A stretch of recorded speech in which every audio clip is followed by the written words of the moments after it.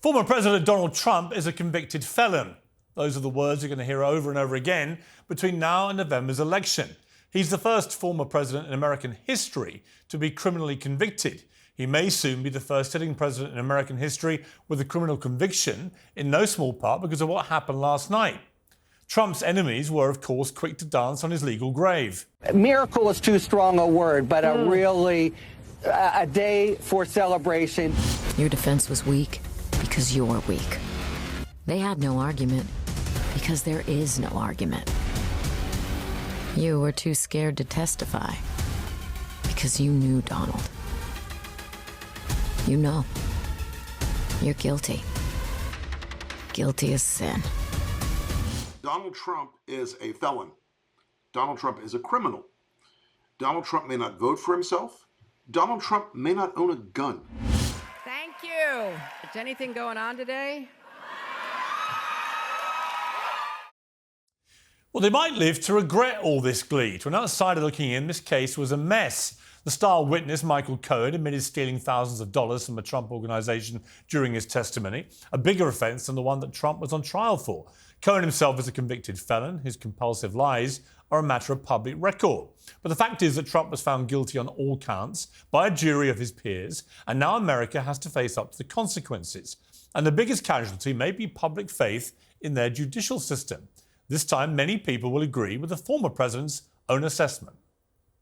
This was a disgrace. This was a rigged trial by a conflicted judge who was corrupt. But the real verdict is going to be November 5th by the people. And they know what happened here, and everybody knows what happened here. We didn't do a thing wrong. I'm a very innocent man. Our whole country is being rigged right now. This was done by the Biden administration. Well, Donald Trump's unfounded election denials undermine the American people's faith in the democratic process, something I've criticised him to his face for. But the hush money trial will be no different in the scale of its impact on the public's trust in their institutions, and I suspect it'll be no less damaging. This verdict doesn't show that everyone's equal under the law, as many are now arguing. It shows that anybody, even a former president, can be convicted for a relatively trivial offence if the full weight of the establishment is brought to bear against them. The prosecution had to perform judicial gymnastics just to make this a felony case. The district attorney, Alvin Bragg, is a card-carrying Democrat who's made no secret of his feelings about Donald Trump or his desire to nail him legally.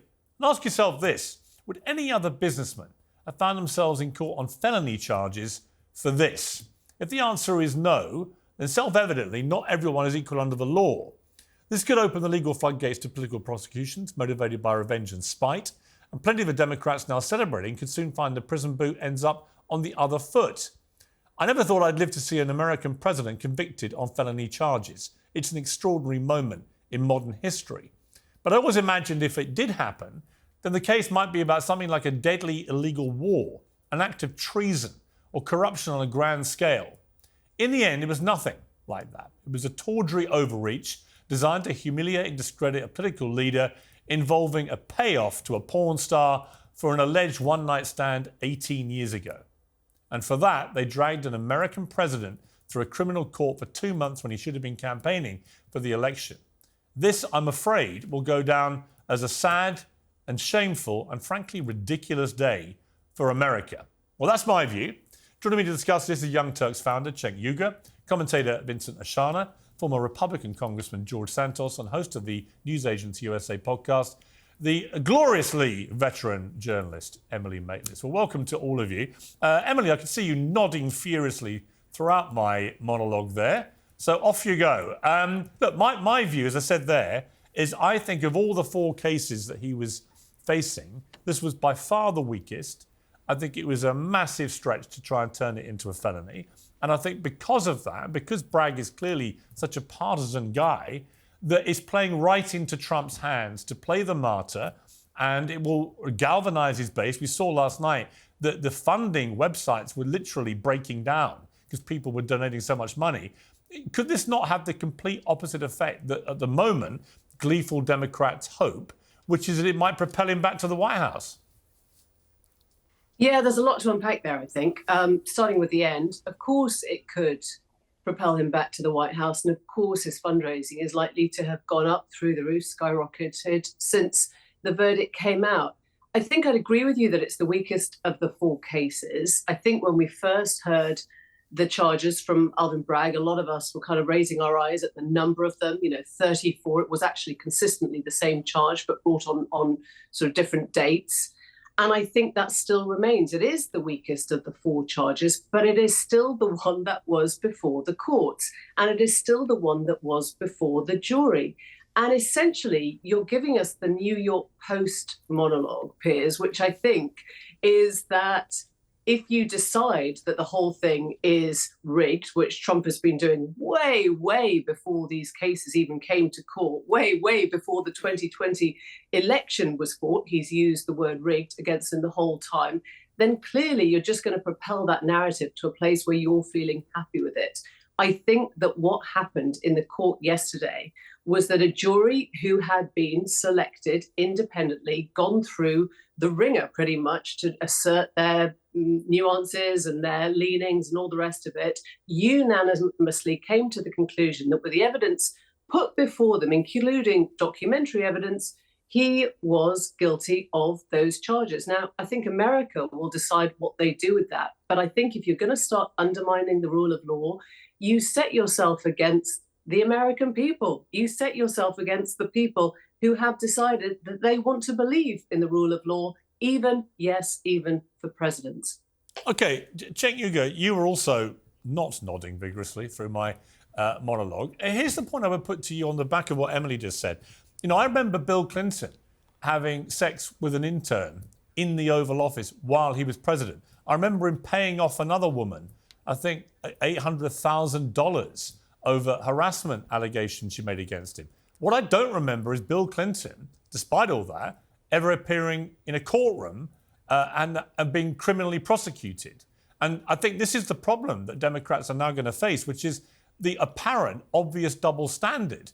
It's not to defend anything that Trump has done. It's simply to say, why is he the one who's been singled out for this treatment, given that Bill Clinton and others on the Democrat side were never treated this way? Yeah, Piers, I'm bilingual. I speak both populist and establishment. So in this case, I think that both sides have a point, but often misstated. So first of all, does the establishment target people that challenge its power? Yes, it does. So it'll go against populist left and populist right. It'll try to do cancel culture. Whenever it wants to target someone, it'll dig and dig and dig. So I've been the victim of that. A lot of people have been the victim of that. But in my case, for example, they dug and found absolutely nothing. So they had to go to jokes from 19 years ago, jokes. So that's when you know someone's as clean as a whistle. But the minute you dig under Donald Trump, just a giant number of crimes spring up because he's a lifelong con man and he's a lifelong criminal. So I think that but at the same time, MAGA has an instinct that isn't wrong. So let me explain that, because the people in the establishment and Democrats can't understand this for the life of them. Look, guys, and MAGA gets a part of it wrong too, which is that Donald Trump actually wasn't going to be charged with any of this stuff as long as he didn't run for president again, even though he did all of these crimes. Taking those top secret documents home is mental. It's insane. Of course, his biggest crime is that he had the false elector scheme to do a coup against America. And in this particular case, did he do this crime? Indisputably so. That's why it was so easy for the jury. And you mentioned that Michael Cohen is a convicted felon. Yeah, he was convicted for this same exact crime. They're co-conspirators. This is a serious case. Falsifying business records. Alvin Bragg, has anybody else been prosecuted? You're not answering my question, which is why is it one rule applied to Trump, but a very different set of rules applying to Bill Clinton, who committed what I would argue were far worse offences, frankly, than what Trump did in the Stormy Daniels case? No, Piers, what you're misunderstanding is that there's two different sets of rules for the powerful and the powerless. So the powerless will be tried on all these crimes. The powerful are never tried on any of these crimes. What MAGA and you are complaining about is, oh my God, Donald Trump is being treated like a normal person instead of one of the elites. If you're one of the elites, you're allowed to do campaign violations. You're allowed to break all these laws. Cenk, you're not listening. That's not what I'm putting to you. I'm putting to you. That's exactly what you're saying. No, I'm asking you why Bill Clinton was never put through a criminal court mincer, given what he did, many would argue, was worse. Piers, no, not even close to worse. That's absurd. Really? Look, Piers, yes. Having sex Piers, with an back intern then- in the Hold Oval on, Office let and me then lying about it to the American people? Paying off listen, Paula Jones hundreds of thousands of dollars to settle a harassment case? You don't think that's at not least illegal. as bad, That's if not not even worse? close to illegal. Trump had, No, Trump, Piers, look, Trump had a one-night stand let with a me porn answer. star 18 years ago. Who cares? He wasn't running for That's president not- then. of course. He was a Look, business Piers, guy. Piers, you're not okay. Listen, back when Clinton was being impeached, etc., I was a Republican, but as always, I was unbiased, and I said, "What are we? We started on a real estate deal. It turns out he didn't do anything wrong in the real estate deal. Now we're going into his personal life, and then you dig and dig and say, oh well, you didn't." You denied the affair when you actually had the affair. Oh, what was he going to do? Admit it? And I was like, guys, this is a fishing expedition. But what I'm trying to explain to you, Piers, is that if you go on a fishing expedition on Trump, which I think they did, they weren't going to because he was one of the elites. They were going to. Merrick Garland protected him for 2.5 years. The whole time I'm screaming, will you try him already? He tried a coup, you idiot. All right, look. And he let him stay there for 2.5 years. But when you go on a fishing expedition with Donald Trump, you come back with a lot of fish. You come back with whales. Yeah, but trust me, you can't Cenk, stop Cenk, when you breaking go the law. Okay, but when you go on one with Bill Clinton, you catch a lot of fish too. Let's bring in George Santos. No, you didn't. No, Well, you didn't. yes, you did. You didn't. Yes, you you said did. that he paid off Paula Jones. That's not a crime. That's not even close to a crime. Okay, clearly not if you're a Democrat. That's just settling a case. Okay, so when Trump settles the case, it's a crime. When Bill Clinton does, it's not. But that's not. Wait a minute. Even though in Bill Clinton's case, even though in Bill Clinton's case, hang on. Even though in Bill Clinton's case, it was you know he it was falsified business literally, records, right? it was in Bill Clinton's case, it was for sexual harassment. In Trump's case, it was simply a payoff to keep a porn star quiet. Again, I say that the allegation you're that just Paula wrong on Jones the made facts. was more serious. No, listen, you're wrong on the facts. Settlement is not a crime. Even It is sexual equal Donald harassment is not a Trump. crime. He's You just could been- just he's say just been it's convicted terrible. of It's not it. a crime. So in the case of Donald Trump, falsifying business records is definitely a crime. 34 I know, other but people he's- went to jail for it under Alvin Bragg. Okay. So why should Donald Trump be above the law? Okay. Piers, you're literally saying, even if you were right and Bill Clinton was quote unquote above the law, you're saying, well, Donald Trump should be above the law. He should be able to break any law he likes I actually because he's don't- one of the elites. Okay, I'm going to come to George Santos. I don't think it serves the American national interest to see a president, one of the 46 people to hold this incredible office, dragged through a criminal court over something so comparatively trivial that would normally just be a state misdemeanor and has been trumped up to be this huge felony. And it's a deliberate attempt to stop Trump winning the election. I mean, it plays right well, you into... agree that his other Let me crimes bring are in George. monstrous, Let me bring in right? George. How about a coup? Is Let that me a bad bring in- enough crime? A coup? He's facing other charges, which, in my view, are more serious. George Santos, your response to all this? Well, look, Piers, it's very clear. This is nothing more than a misdemeanor type of a case. They had to trump it up, no pun intended, in order to even bring the case to create relevancy. I've heard, and we've heard from pundits on both the left and the right for the last 2 months that this was the weakest, the most full of flaws. The fact that the process alone that the judge set forward was so convoluted, we still don't know what crimes President Trump is found guilty of. And he's convicted. So the reality of the case is no, we don't, not per se. It's going to fall apart in appeals, and we all know that. But here's the reality: America today doesn't have the moral ground to talk about Venezuela, to talk about Russia and Putin, because we're doing the same thing. We're persecuting our political opponents. Next step is we're going to start killing them, because the reality is what took place. The one thing I would say, Manhattan. the one guaranteed thing, and I'll bring in Vincent here. The one guaranteed thing is that now the benchmark has been set by the Democrats to politically prosecute. Well, Joe Biden better buckle up, because it's going to be a rough ride. I'm about to say that, is that now they've set the precedent for doing this. You don't think the Republicans are going to do exactly the same thing to the Democrats? Of course they are. And that's why I say it's not in America's national interest. Wait a second. Emily? George Santos is talking about moral ground. I think I'm going insane here. The man who just got expelled from Congress for lying, repeatedly lying. You're trying to tell us what the moral high ground is here? I think George, honestly, Well, here's I the think here's the difference. You may have been a creation. Well, I don't. First of all, we'll start this way. I don't care what you think, but I'll say this: my expulsion from Congress was arbitrary in its nature. Right? Because if you look at the process, it was also skewed. But I'm not here to debate that. I'm here to debate President Trump. I'm just now, saying if you want to talk about moral ground and if you want to give your opinion, I didn't come on the panel to hear your opinion. No, I'm just saying this is how it starts. I think, George, you're probably like the son of the heir to Trump. Trump goes forward. He shows people what he can do. He gets away with it. Then the next thing you know, the legislators are coming in. They make up CVs. They lie to death. They just sit it out. They then turn it into a movie. You are a creation of Donald Trump. It seems to me really obvious that this is what happened. I would argue that Joe Biden is the creation of lying in politics. Joe Biden is top of his class in law school. Joe Biden had to drop out of an entire presidential run for plagiarizing. I mean, come on. You can't make that argument and ignore Joe Biden, the sitting president of the United States, who's the lying commander-in-chief. Okay, let me bring in... the biggest liar to ever be president of the United States. Thank you, George. Let's bring in Vincent. You've been waiting patiently. Vincent, your view of all this. Patiently, but I'm imploding inside because of hearing all this freaking nonsense. Like, as I'm in here in this van, Piers, I'm picturing Lady Justice, and I want to believe that she's still standing tall in the greatest country in the world. But yesterday, her blindfold was ripped off, her scales were tipped, and the snake at her feet won. Okay, this wasn't humiliation. As much as Cenk and whoever that lady is wants to talk crap about you, he's not humiliated. He has the toughest skin out of anybody that I've ever seen as a president because he's a New Yorker. And guess what?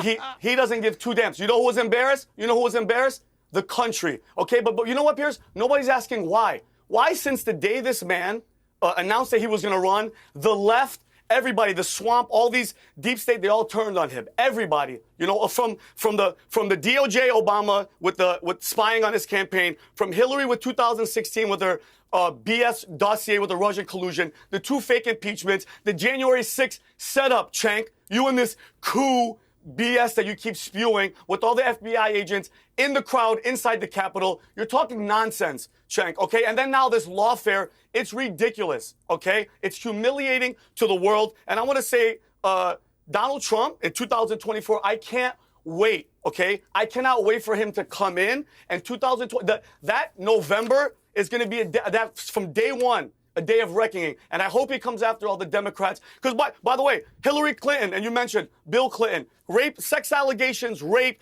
Hillary with her emails, Benghazi, how many charges? How many trials, Piers? Zero. Well, that is Joe the point Biden, I've been trying to... Well, okay, I was actually going to ask Emily quickly on that point, because you wrote a powerful column today about how the women have all shown themselves to be very strong with Trump and the men have been spineless all around him, which is a perfectly reasonable argument to make. But again, that point, which the Republicans keep making, the double standard when it's applied to Bill Clinton in relation to Trump. You know, when you have a president, an actual sitting president, who had sex with an intern in the Oval Office and then lied to the American people and paid off a woman for sexual harassment, hundreds of thousands of dollars, but was never brought to any accountability in a criminal court for any of that, a lot of Republicans say, well, hang on, why not? Why has Trump been singled out for what, in the end, is just a similar version to what Bill Clinton did? It's a payoff to someone to get rid of a story you don't like. Yeah, okay, so the Trump conviction was not about the payoff. And it was not about the sex. And it was not actually about the women. It was about the falsification of campaign funds. It was falsifying his business deals. You can make of that what you will. And actually, I think I would feel very similar thoughts if Bill Clinton's case were around today and we were discussing that. But I think that you're wrong to say that this is a Republican talking point, because the Republican talking points have really been set in stone for the last, 4 years. We were hearing from Donald Trump in, I remember, August, September of 2020, that the election was rigged. That was before anyone had been out to vote. He was already imagining that he would lose an election. He was preparing to tell the world that the thing that he was going to lose was rigged, so it wouldn't sound as bad for him. He's just a big fat liar and a loser. And it's really sad to hear people 4 years on still with the same narrative. That's not even true. No, I'm sorry, Emily, he's Mandela, you don't get to say he did not say that in August. Visa. He did. He did. He went on. Emily, what was Emily, left where do you of live? the- Emily, where do you live? Before he went Emily, to the I'm just hole. curious. Where do you Emily, live you're right now? clearly not paying Emily, attention. I'm very curious. Emily, I'm very curious. Where do you live right now? Where do you live? Are you coming for me? I live in the UK. No, I I'm not. spend I'm a lot of asking time you. No, there. hey, I'm asking you where you live. Because if you live in the United States of America, this past 4 years has been a complete shit show. Okay? Trump can grab him by the vagina, whatever the hell. I would much rather have the mean guy with the mean tweets and kicking ass economy, closed border than what's happening right now. I don't care about this stupid talk porn about the star politics. for 20 years ago. It's about America. And people like you and people like Cenk are just butthurt because you guys hate Donald Trump. You hate him because he loves America. Get over it, okay? We have 2 case studies. Donald Trump for 4 years, Joe Biden for 4 years. All right. You guys are delusional if Okay. you want Joe Biden. All right. You're I'll take delusional. Trump. Okay, For hang 14 on. We've got to You're be joined by the delusional. eminent pollster, Frank Luntz. Frank, you've been, thank you for joining me in the studio here. Things getting a little heated, as they often do. Let me just ask you, on a strict polling perspective, what has been the kind of instant fallout from all this? I mean, has there been an impact either way for Trump's chances of winning the presidency? We did 2 focus groups last night, but I need to preface it. I don't know if this makes you proud. I'm watching them yell at each other and act like idiots, all sides. I know that the American people are more divided than they've ever been. I actually care about this. You're both British and American in what you do. God help the British if they become like the Americans. You think that the average American looking at this will be proud? I actually think the whole debate around Donald Trump has become a bit like the Brexit debate in the UK. So toxic and so tribal, and so many people just lose their minds when talking about Trump. And that's why I always try and bring it back to, if I can, a sense of perspective and fairness, which is, has he been treated how other presidents have been treated for their own situations, like Bill Clinton, with Paula Jones, the payoff, with Monica Lewinsky and so on? So the question there is, in asking the undecided, the swing voters, people who vote Democrat and Republican, first, they do not believe these charges should have been brought. They don't think this is a big deal. The other cases are significant. This one is not. Second, they think Trump was guilty of this. The public does think that Trump was wrong. Third is that nobody wants him to go to jail over this. They don't want him. This is why the American people want to change in who the nominee is. They look at one candidate and they say, my God, he's so old. They look at the other candidate and they think, my God, he's so dishonest. And that's why over 70% of Americans don't want this matchup. The truth is, both sides, Democrats and Republicans, are trying to defend something that the American people don't want. And as someone, you and I have had a few conversations like this. This used to break my heart. Now I'd say to them, cut. I'm not going to even say shut up, because then I'm playing their game. Cut it out. The damage that this is doing to the democracy, to the belief that democracy doesn't work, that no one's listening, that they'd rather have a food fight than actually get something done. In the end, inflation is more important than this trial. Immigration is more important on the Democratic side. Abortion is more important, and healthcare is more important. We're having this shouting match, this food fight, when in fact Americans believe that Washington doesn't get anything done. Should he have been prosecuted for this offense? They don't think so. I can't answer that because I'm a pollster. I can tell you what the impact is, and it is awful. And if you love your country, as these people say that they do, they'll stop behaving this way. It really is that bad. Has it improved or diminished his chances of winning, though? It's raised him more money in one day than any ever before. Has to help him. And his base is even stronger. Here's the problem. The public is afraid that it's now made it more likely that after the next debate or the next trial, we're going to see violence. The public now believes that it's less likely that we will come together when the election is over. Pierce, this stuff matters. We are at the precipice of blowing ourselves up. We can replay this whole thing right now, 6 months from now, and say, my God, we saw it happening and we didn't do anything to stop it. You're the only one who has an American and a British audience, an American and a British sensibility. I know this is good for ratings. I know that people get a kick out of this. It's entertaining. But I'll tell you guys something right now. You continue to behave that way. making faces, insulting each other. You're destroying the tenets of democracy, and we have to stop. Well, let me ask the panel. Let's get them back up, and let's get their reaction to that. Cenk, you guys are all part of the problem. Yeah. So look, I actually agree and disagree. So when Frank says that, hey, 70% of Americans don't want either one of these candidates, I totally agree. I'm with the American people. So when George Santos says that Joe Biden's a liar, he's right. That's one of the rare things he's right about. Joe Biden's a huge liar. He lied about getting arrested with Nelson Mandela fighting apartheid. That is a giant lie, let alone the fact that almost all of our politicians are liars. The reality is they take campaign contributions and then they do exactly what their donors tell them, corporate Democrats and corporate Republicans. So that's why I'm a populist. I agree with the American people. But on the other hand, here's where Frank is wrong.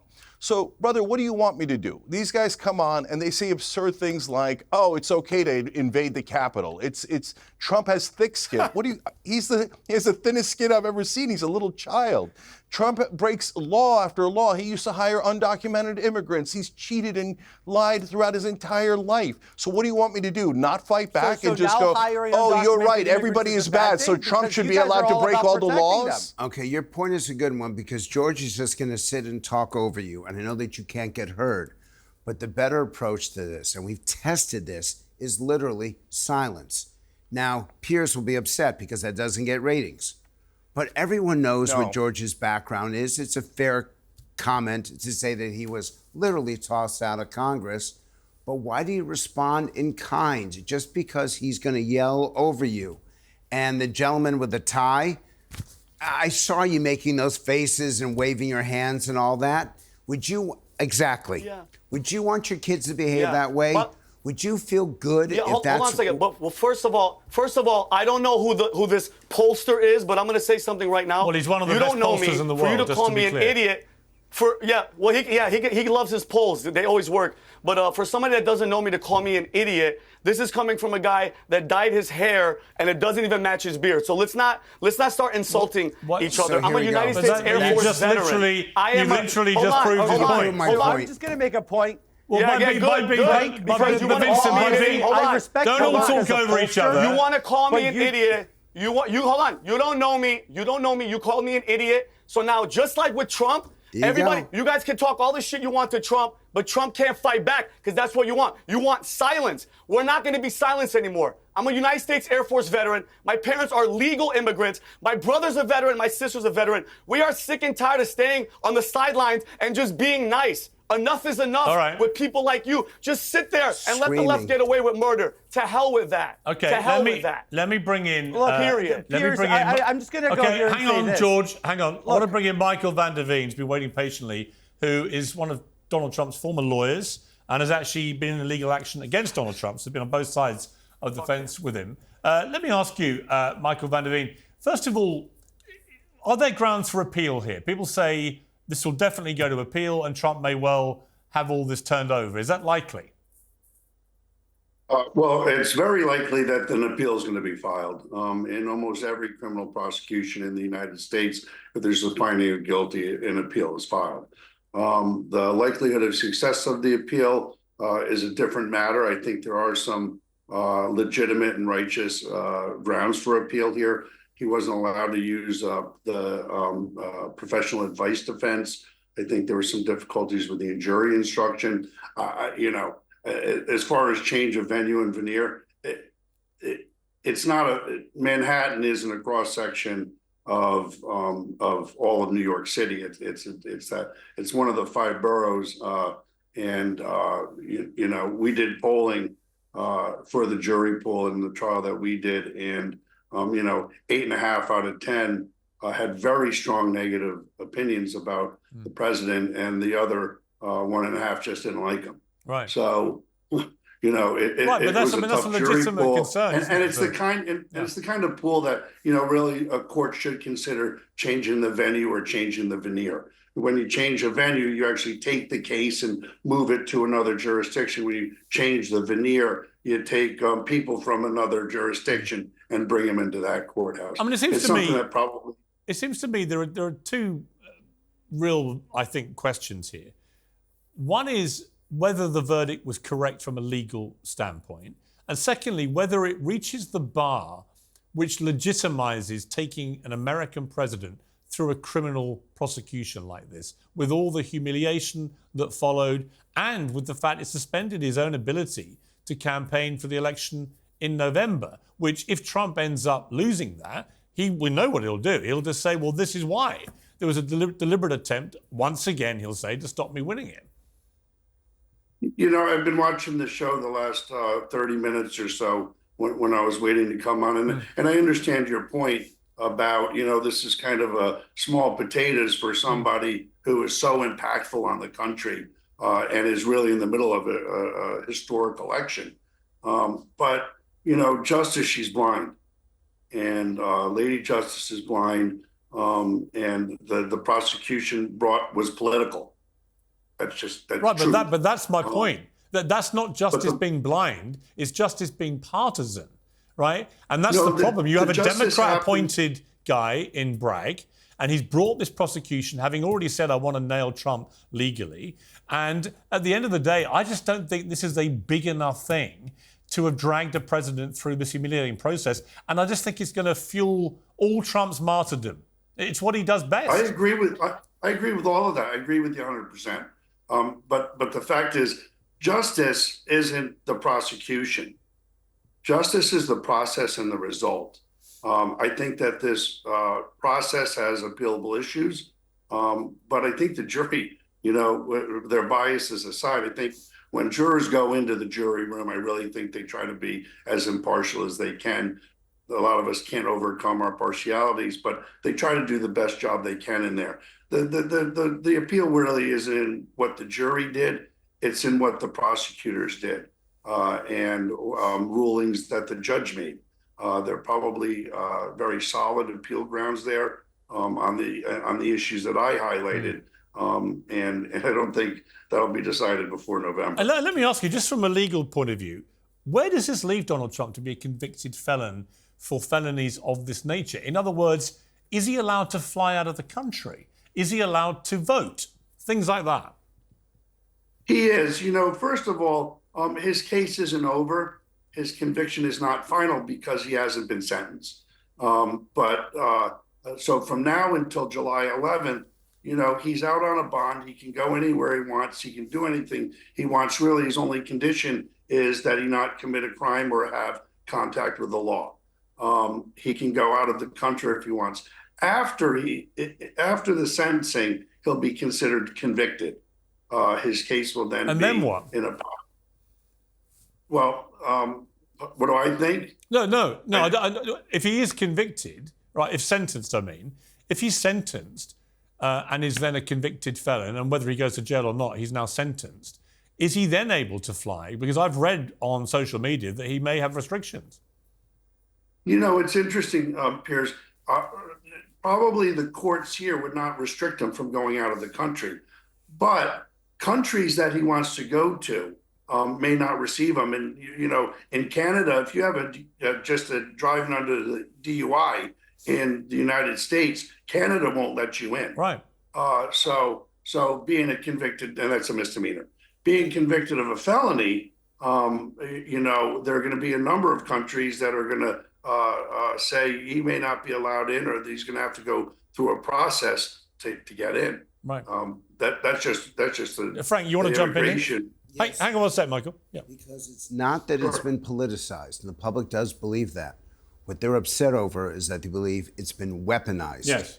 And it's that weaponization, the idea that you can't get a fair trial, or that the Justice Department... weaponized for political purpose. Exactly. Yeah. But the fact that you can now use it to punish your enemies. Yes.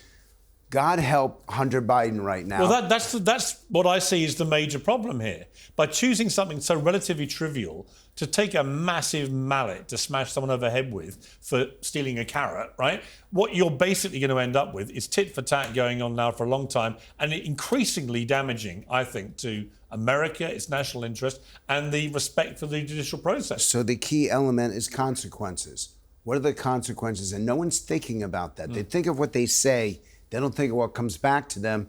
And that's a real danger for our democracy right now. Yeah. Michael, just Is he going to get a prison sentence here? What's the likelihood? I don't see that happening at all. I think it's the lowest class felony in New York, what they call a Class C felony.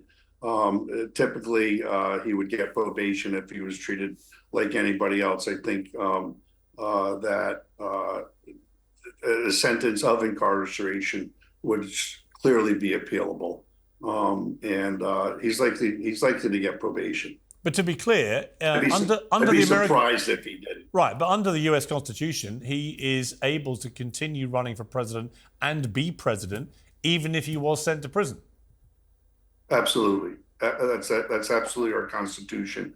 We've had in our history people elected to Congress from prison and serve in Congress from prison, but we never had this situation, of course, in the executive office. But Piers, I want to say you're absolutely right. This is political. We're seeing in our country right now a tit for tat. It's really hurting the foundations of our country, and frankly, Washington's broken right now. I was down there in the Senate with all 100 of them, and they really need to start focusing on representing the people who put them there, rather than their own interests and their own platforms and everything else. The American people deserve, but our country needs a lot better than we're getting right now. Well, I fear this is just throwing a bunch of fuel on the fire, I'm afraid. Michael van der Veen, thank you very much indeed. Let's go back to the panel. Cenk, this is my concern about this, is that it is absolutely inevitable that the Republicans are now going to try and do this to Democrats, to Democrat presidents, to whoever they can get their hands on for retribution. How does any of this help America? Looking at this from across the pond, I think everyone's lost their minds in America. To do this, like I say, over something so relatively trivial, to take it to the place where a president sits there in an election year for 2 months listening to tawdry details of a one-night stand with a porn star. It just, to me, the bigger picture here has been completely overrun. Yeah, listen, I'm a rare guy who's on the Democratic side, who understands all the things that you guys are saying, but I think you're wrong on a couple of critical elements. First of all, the powerful have been doing this for a long time in targeting people. So, for example, Eliot Spitzer was the sheriff of Wall Street. He was actually taking on the big banks and trying to protect the average American. So what did they do? They targeted him. There's a whole movie about it. They admitted, they brag about it. They said, we're going to try to get him on anything. And so they targeted him, and they found him, in his case, with a prostitute, and then they embarrassed him and got him out of office. So this is something that the powerful have been doing for a long time. But the critical thing that you guys are missing is the powerful were actually protecting Donald Trump for 2.5 years when he's actually broken countless laws. The fake university that he ran, he paid a $25 million fine, but he could have been brought up on criminal charges on that. He could have been brought up on criminal charges on his charity, but they protected him because he was one of the elites. And yes, you guys are right. The establishment doesn't like him. So 2.5 years in, when they finally realized he's going to run again, they brought up these charges. But the reality is they should have brought up the charges earlier, because he did do these crimes. That's why he was convicted. You guys can say, hey, I hate the system, and I'll agree with you. And I'll hate the way that the powerful target people that are not in favor of the establishment, and I agree with you. But don't defend a guy who's an obvious con man and an obvious criminal. Why don't you pick someone who's anywhere near clean so that you could have the moral high ground? But they didn't do that. Okay. Look, MAGA's not wrong about how corrupt this system is. They're taking millions of dollars from donors and doing exactly what the donors want. But you're wrong in that you picked a guy who's still running a 3-card Monte scam on you. It's so obvious. As a person who's a fellow populist, I'm trying to stop you from losing your money, losing your mind on the wrong guy. Yes, but the focus is not about criminality. The focus is, how do we afford housing and health care? How do we afford food and fuel? How do we get control of our border? How do we make sure that women have the right to choose? How do we do these issues that affect people in their day-to-day lives? Yelling about this doesn't fix anything, and it's why the public hates Washington, hates Congress, hates the elected officials, now hates the Supreme Court. They're asking for results. They're asking for getting things done, and they're not seeing it because of debates like this. Okay, George Santos. Donald Trump Jr. tweeted, the left is willing to destroy our republic to stop Trump and keep their power. On November the 5th, let's show them we won't let them get away with it. Michael Cohen, today's an important day of accountability. and the rule of law, while it's always been a difficult journey for me and my family, the truth always matters. And Anthony Scaramucci, think about the moral cowards in the Republican Party. We know the GOP elected leaders hate Trump, yet they will kowtow to a convicted felon under the ruse there's something wrong with our system. So, there's a lot of views on all sides here. It's just, to me, all it's done is cement the polarization. It has whipped up the tribes. It's made the toxicity even more extreme. And as we've seen throughout the year, the more that people have come after Trump legally, the more powerful he has seemed to get in terms of his electability. I'm going to have to concede and agree with Frank. Frank's a talented pollster. He knows what he's doing. He's been doing it for many years. Despite his opinion of me, I really don't care. But I'll always defer to him. He understands the pulse of how this is going to affect. It doesn't affect me as a voter. I know it's not going to affect the base as a voter. But the concern that we have is with that big middle of America. And politics is a zero-sum game. If you're losing, you're losing. There's no way you can change that. So this does impact, in a way, your middle of the road independents, moderates. This is definitely going to be an impact, and we need to measure this and see how much it's going to impact. But I also see a lot of Americans looking at this and saying, wow, the weaponization of government has become so outrageous that not even a former president is being spared. So there's two sides to that coin. Obviously, I'm not going to pretend here to be a pollster. Frank does that for a living. I'll defer it to him. But the reality is, what happened to Donald Trump is absolutely unbecoming of the process. All right, Vincent, let me ask you, is there anything Trump could do that would dent your support for him? I mean, he joked about being able to shoot someone on Fifth Avenue and he'd get away with it. Is there anything he could do? Because many people think that to MAGA supporters, there is nothing he could do that would dent that support. And thanks for the question, Piers. There's a misconception. The whole COVID, warp speed, everything, I'm not a fan of it. Rushing the vaccine, not a fan of it. Saying he was going to close the border, didn't do it. I'm a hard critic. But for Cenk and everybody that voted for Biden, with everything that you're complaining about Trump, would you rather have the policies and where we were 4 years ago, or what is happening right now? And you can't compare it. And this is their game plan, Piers. You know what they do? They try to kill and destroy your reputation. Then they go after your money. They've done that. There's only one other option, Piers, and that's the biggest fear that I have. The only other option is to get rid of him. If this was November 1963, guess what? You don't think they would have tried to take Trump out? You know what I mean? You know why they can't, Piers? Because everybody's recording and the world is watching. It's not just one camera and a Zapruder. Okay, this guy loves America. He's been saying it since the 70s. I don't understand what people don't understand. Since the 70s, on Oprah, on Larry King, Donald Trump, I love America. Everybody's crapping on our country from China and everybody. I want to put us first. They hate him, Piers, because he loves the country. Plain and simple. Okay. Like, Cenk, do you want to go back? Like, which one would you rather live in? Well, I would ask Cenk a different... Are you happy with where we are now? I would ask Cenk a different type of question, which is, what's extraordinary is that you've had Trump facing nearly 100 criminal charges this year, and yet his poll numbers against Biden get stronger and stronger, and he's now ahead in many swing states, to the extent that the Democrats, separate to all this, have been panicking. There was a big piece, I think, in Axios or one of those sites this week about the internal panic going on with the Democrats, that they just don't think they can beat Trump. And if I was a Democrat, I'd be pretty concerned that, having seen the scenes last night, having seen the strength of the reaction, the galvanization of Trump's support, and the extraordinary fundraising that was going on, I would be thinking that these poll numbers are probably going to get worse against Biden, not better because of this, which makes no actual sense other than he is the master martyr victimhood political exponent. Yeah.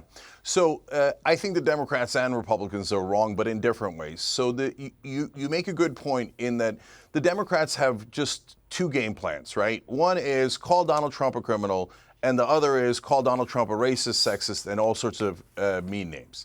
I got it. In my opinion, he is those things. But is that a right way to win the election? No. Why don't you try doing something for the American people? I know that comes as a shock to establishment Democrats. Like, Like, but wait, we have to serve our donors first. Look, if Biden had passed anything, Jesus, public option, universal health care, he didn't even propose it. Do the simplest little things like make marijuana legal. These are all layups, overwhelming support for so many of these things, paid family leave. But the Democrats want to serve their donors, so they don't do the things that would actually make them popular. Instead, all they want to do is attack Trump. On the other hand, the Republicans are wrong in that they think, oh my God, Donald Trump is this special little victim, lifelong criminal. Piers, you know that he cheated and lied and never pays anyone back. 6 bankruptcies. Why? He's like, well, I'm not a sucker. Well, they gave me the money. I'm going to keep it. I'm not going to pay it back. He's a con man, and everyone outside of MAGA knows it. Pick a different guy. And I say the same thing to the Democrats. Joe Biden is a feeble old man. He didn't do any of these things that he promised. Yeah, I know he passed some laws, but again, the donors benefited the most. So they're both wrong. The reality is, can someone please serve the American people? Donald Trump, Vincent, he's not on your side. He says, oh, I'm for America, but he's only for himself. And then he says, let's rip up the Constitution, and the Constitution shouldn't apply. I should be dictator. He says all these crazy things because Donald Trump only cares about one man, himself. Democrats, please wake up and serve the American people so you could beat this monster. But if all you do is that he say he's a bad guy, it's not enough to win this election. That's why they're losing. Okay, let's just have a little bit of light relief for a few seconds. This is just some of the reaction from the memes and the late night shows to what's been going down in the last 24 hours. I paid hush money because I've had a lot of fun. I fought the law and the law won. I'll be taking naps until it's all done. I fought the law and the law won. Somehow I'm still allowed to run. I fought the law and the law won. I fought the law and the law won. Take me home, mommy. This is too tough for me. Now, see, we're laughing, right? Because I find that funny. I can laugh at all sides of this. But of course, there will be MAGA supporters who find that incredibly offensive, and there will be people who hate Trump who think it's hilariously funny.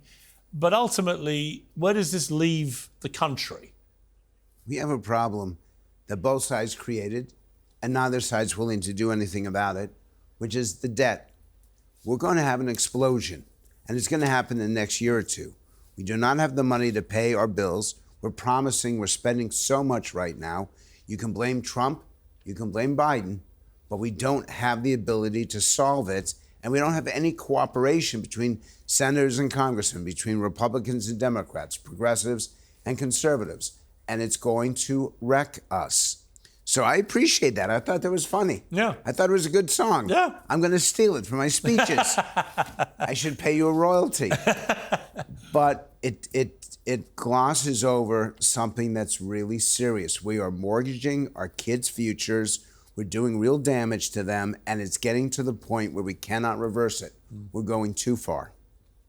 Vinny, let me bring you back in here. Look, there's a lot of people thoroughly reveling in what happened to Trump.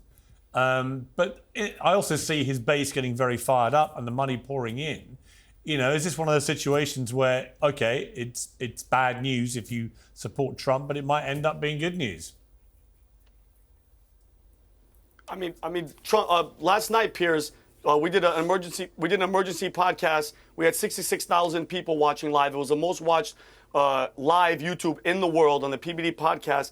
And we tried to go on the website. All of Trump's websites crashed because everybody, left, right, Democrat, Republican, gay, everybody and their mother was donating to this man because they know what is going on. And let me remind you, Piers, you remember Chuck Schumer back in the day when he warned Trump about the intelligence community? They got 6 ways to Sunday to come after you. This was complete proof. Besides the intelligence agency, everybody, the judges, the courts, everybody. It's a really, really sad moment in America. And when I get angry, Piers, I think, and people are like, what? Why are you so upset? I think the problem is there's not enough people getting upset. I'm sick and tired of people standing on the sideline just watching as the country goes down to shit.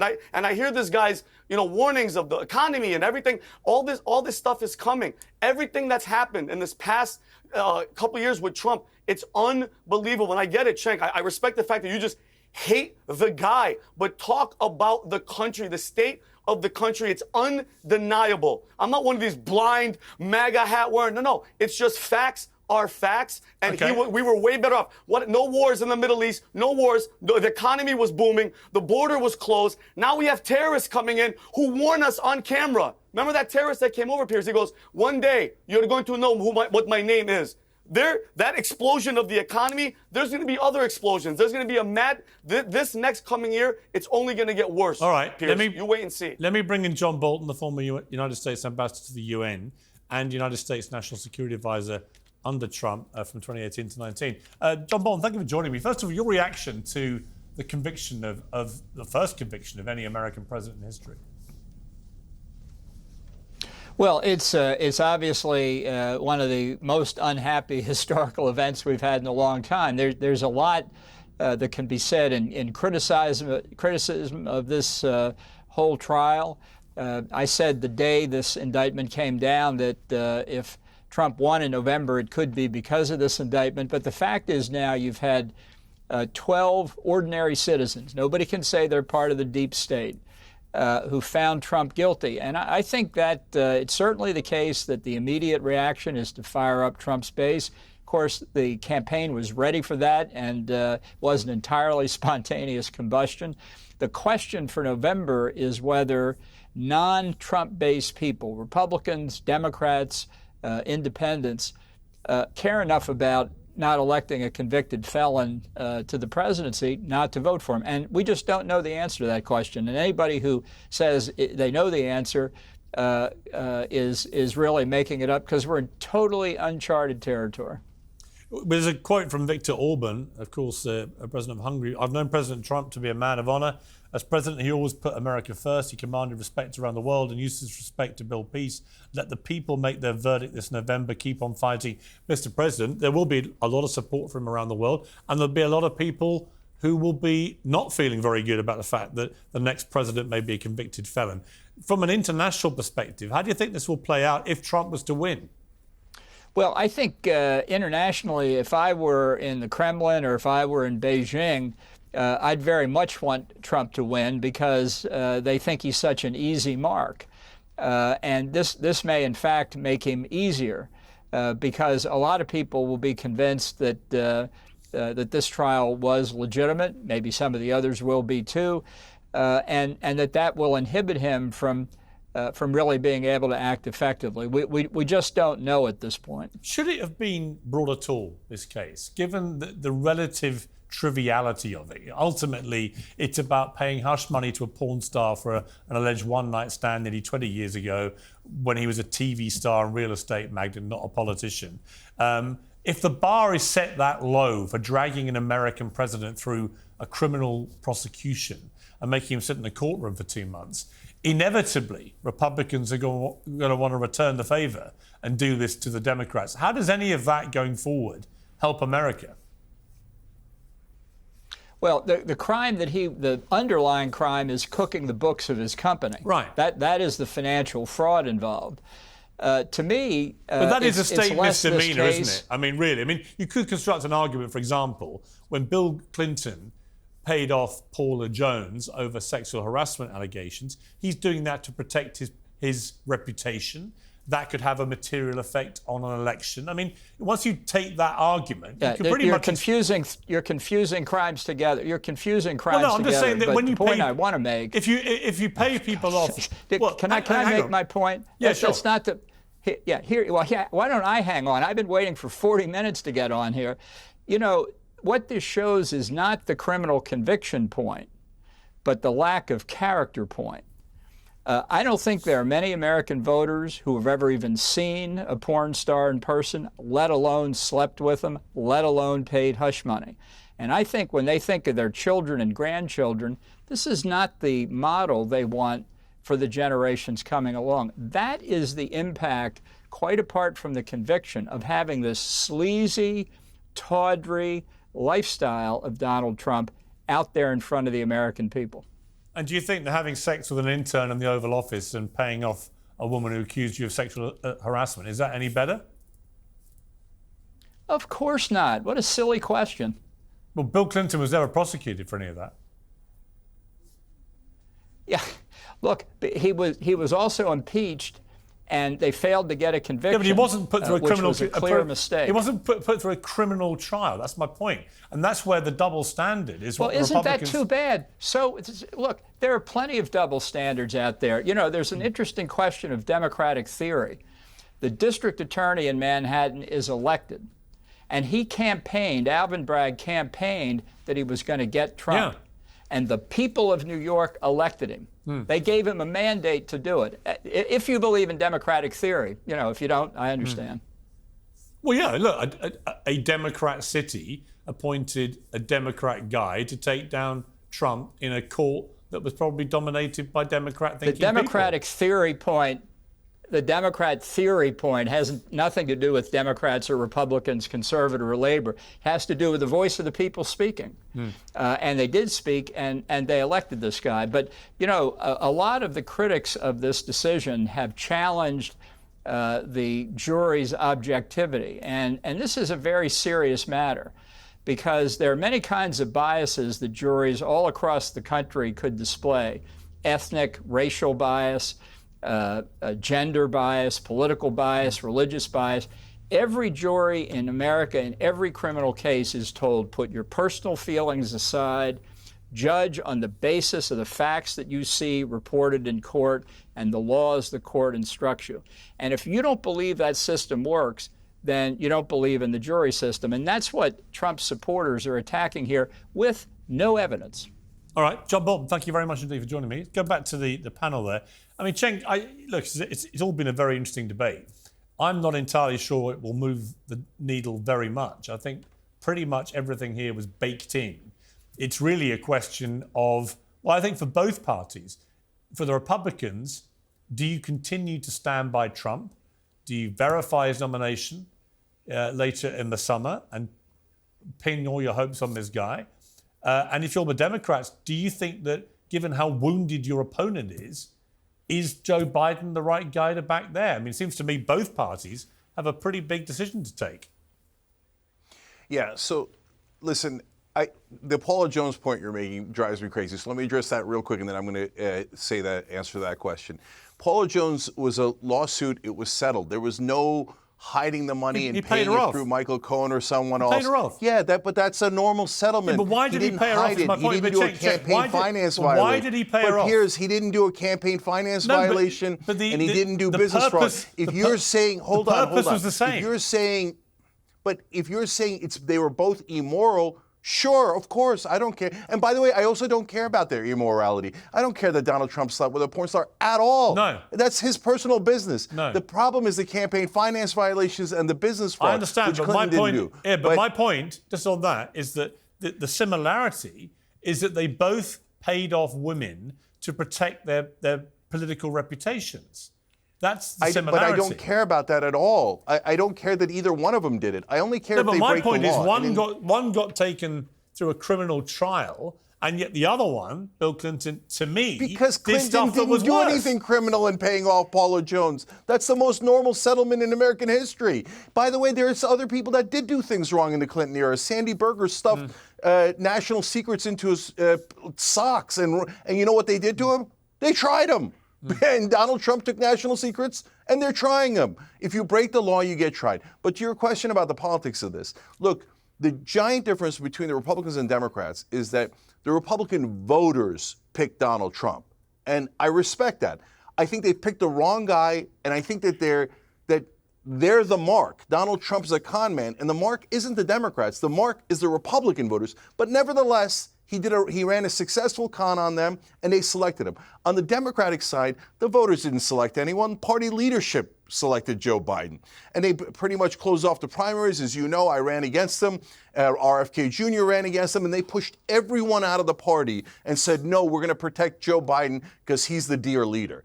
And that is a terrible idea. That's why he's losing to Donald Trump, despite all of Donald Trump's problems.